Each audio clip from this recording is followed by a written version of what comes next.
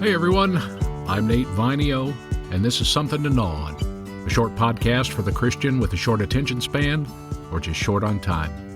Designed to give you something to mentally and spiritually chew on throughout your day. A Bible study in bite-sized form, if you will. This episode is Handling Conflict, King David Style. This is Part 1, Authority Conflicts.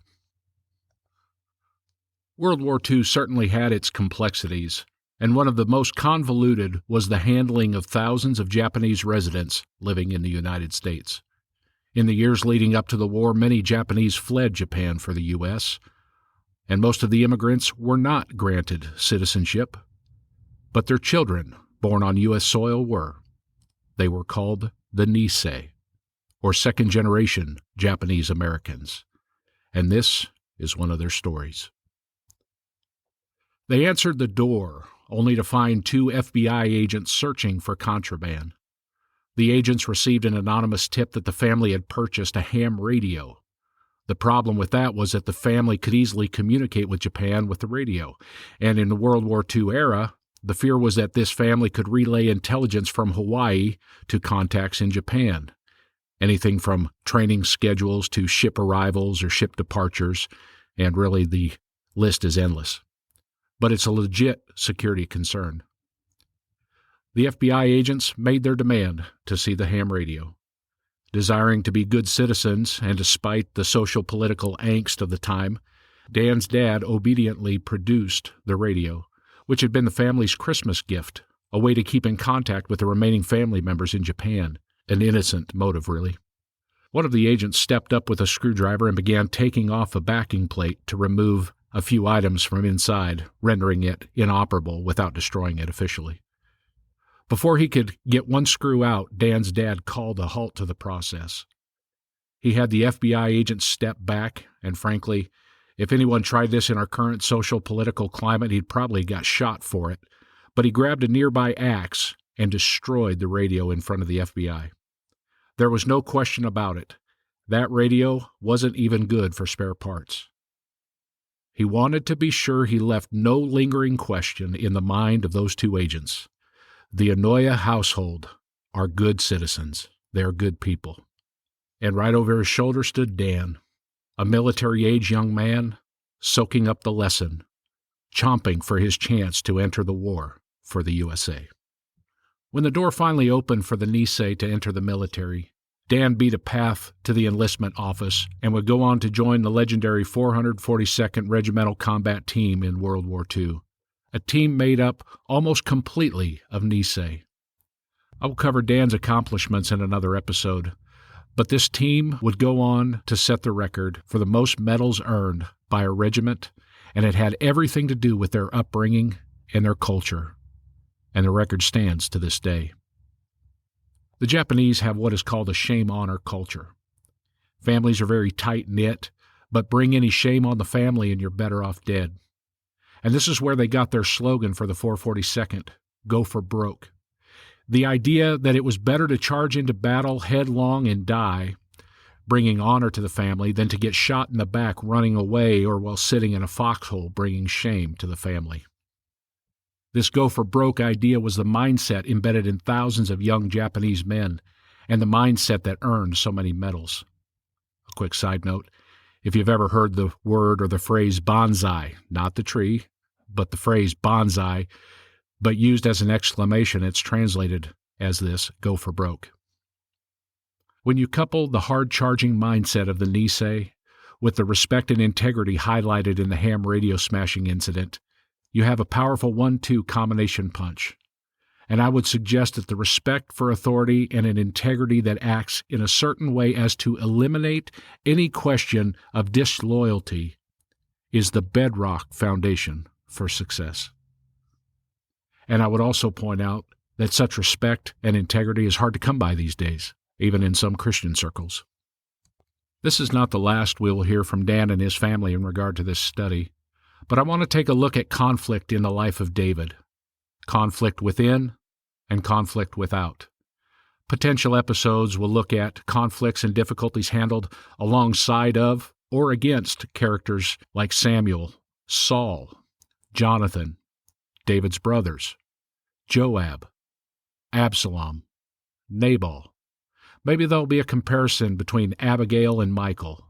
Or maybe there will be a background story on Ahithophel and Bathsheba and Shimei. And the list goes on, really. There are so many lessons to be learned. I'm looking forward to digging into these character studies on conflict. But today we jump into the middle of David's mess. That nasty middle ground where he's received the anointing of kingship, but has to wait out the placement of kingship. And to wrap your head around this dilemma, you have to wrap your head around the dilemma of life. There is a difference between having the calling, moving towards that calling, living in that calling, and executing the duties of that calling. In David's situation, the anointing or the calling is clear and everybody knows it, even the guy who's sitting on the throne. The irony of the situation is that Saul has the position, but he's lost the anointing. Clearly, God has intentionally removed his spirit from Saul. He's like the steward of Gondor, if you like the Lord of the Rings references. He holds the position of leadership without the divine right or the blessing or the anointing. David, on the other hand, has the anointing, but has yet to take the position. This is a bad situation for everyone. Those who follow Saul follow his position as king without divine anointing. Those who follow David follow anointing and blessing without the divine position or social framework, or dare I use the word government here. Neither group gets the best of the hand they've been dealt at this point. This is a frustrating stage of transition, and it's a mess for everyone involved. And the problem for those who follow David, the people who follow the anointing, is that it's a bitter pill to swallow that there's a divine blessing on the position and on the throne, or on the presidency, if you will, irrespective of the person that holds that position, but the person they are following isn't the one on the throne. It seems unjust and unholy, but it's God's plan and God's time. This is the difficulty for those who are following David. Whether by force or stealth, David's followers wanted to take the throne, but either way, David recognizes the error of it all and refuses to take Saul out. Again, there are two elements in play, the anointing of the position and the anointing of the person. God removed the anointing from Saul early on, and you can see that in 1 Samuel 15.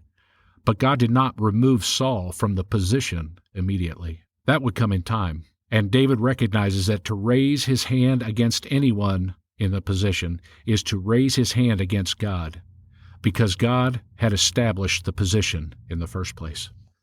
In fact, when David is in the cave and has his first opportunity to kill Saul, look at his response after he had cut off a piece of Saul's robe. Quote, "But then David's conscience began bothering him because he had cut Saul's robe. He said to his men, quote, 'The Lord forbid that I should do this to my lord the king. I shouldn't attack the Lord's anointed one, for the Lord himself has chosen him.'" End quote. So David restrained his men and did not let them kill Saul. 1 Samuel 24, 5-7. This is David's verbal acknowledgement that it's not his place to remove Saul. Now, personally, I would have carved "Kick Me" and put Abner's initials on the back of his robe and then set up a GoPro camera to capture the hysteria, but then again, I'm not King David, and I've still got some growing up to do.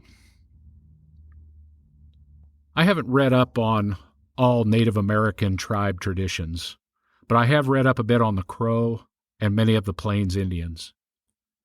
Their warriors have a tradition of what they call counting coup. A coup is an act of bravery and can come in many forms. If you look at old photos of chiefs like Crow Chief Plentycoo, you'll see them often carrying a stick with feathers hanging off to the side. This is called a coup stick. It's similar to medals being pinned on the chest of a soldier. Each feather stands for an act of bravery. One such act is to sneak into your enemy's camp and to take their horses or other items without waking them up. One result of the coup is that when the enemy wakes up, they're often left to wonder in terror who was there, how long were they there, and leaves them with a lingering terror of not being able to sleep when they have an enemy that will take advantage of them if they do. In 1 Samuel 26, David takes Abishai and they count coup on Saul. They sneak into the camp, pass all Saul's guards, and both stand over Saul while he's sleeping. Abishai begged for permission to kill Saul. It's almost comical, really, that these two would have such a deep conversation about leadership do's and don'ts while Saul and his elite troops snooze the night away. Anyhow, David denies Abishai's request, saying, quote, "Don't kill him.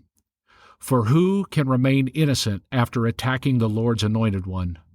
Surely the Lord will strike Saul down some day, or he will die of old age or in battle. The Lord forbid that I should kill the one he has anointed." Verses 9 through 11. They steal Saul's spear and water jug as proof of their presence, and they exit the site. Unfortunately, some in the church would look at the cave opportunities and the counting coup opportunities as divine opportunities. But David refuses to take the bait. In a later chapter, when Saul actually dies on the battlefield, ultimately taking his own life, an Amalekite thinks he's going to capitalize on Saul's death. He lies and claims that he had been the one to take his life, justifying his actions with the phrase, he was going to die anyways, as if it was some kind of a mercy killing, only to reap the consequences of raising his hand against the Lord's anointed. You can find that in 1 Samuel 31 and 32.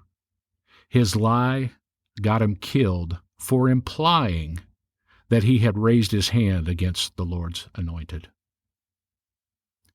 Ultimately, David lives a long and blessed life and dies an old man in the peace and sanctuary of the kingdom God built through him.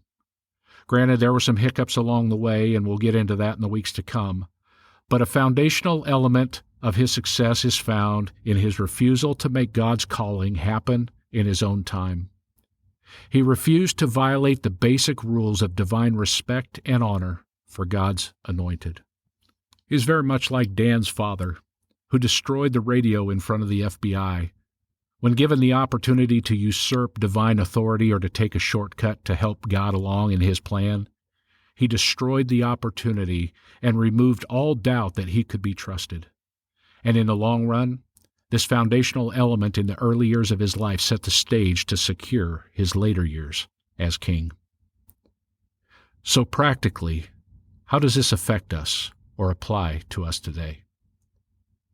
I love being an American. I love my heritage. I love this country. I don't love all that's going on, but I still have a hope that God can turn things around. And amidst this, there's one thing that concerns me about it, and I fear that it bleeds into the church setting. Now hang with me here for a moment. We as Americans brag and boast of our First Amendment free speech rights. And while we should be grateful in a social and a political sense, I fear a sense of freedom of speech is not accompanied by biblical wisdom, especially when it comes to speaking about our church leaders, God's anointed. Too many people feel free to share their opinion about leaders without giving a thought to the fact that God has anointed them in one or both forms of position and function. And social media is often the stage for such foolishness, dressed up as concern or wisdom. Be careful when exercising your rights. And I can hear someone saying that David didn't murder Saul or put a hit on him. Do you remember what Jesus said about such matters? Quote, "You have heard that it was said to the men of old, 'You shall not murder, and whoever murders shall be guilty before the court.' But I say to you that everyone who continues to be angry with his brother or harbors malice against him shall be guilty before the court. And whoever speaks contemptuously or insultingly to his brother, 'Raka, you empty-headed idiot,' shall be guilty before the Supreme Court, the Sanhedrin. And whoever says, 'You fool,' shall be in danger of the fiery hell." It's Matthew 5:21 through 22, red letters in the Amplified. So by way of application, let's not fool ourselves into thinking this passage applies to other people. God has called us all, not only to himself, but to do something here on earth.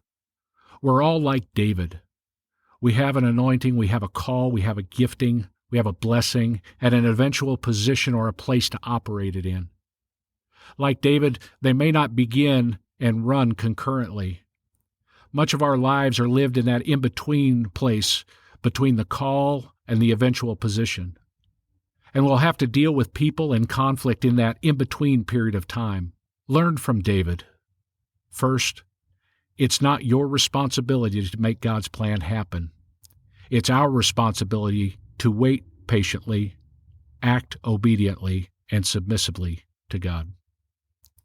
Secondly, the chief challenge for us as we wait is to keep our mouths shut, especially when we're disgruntled.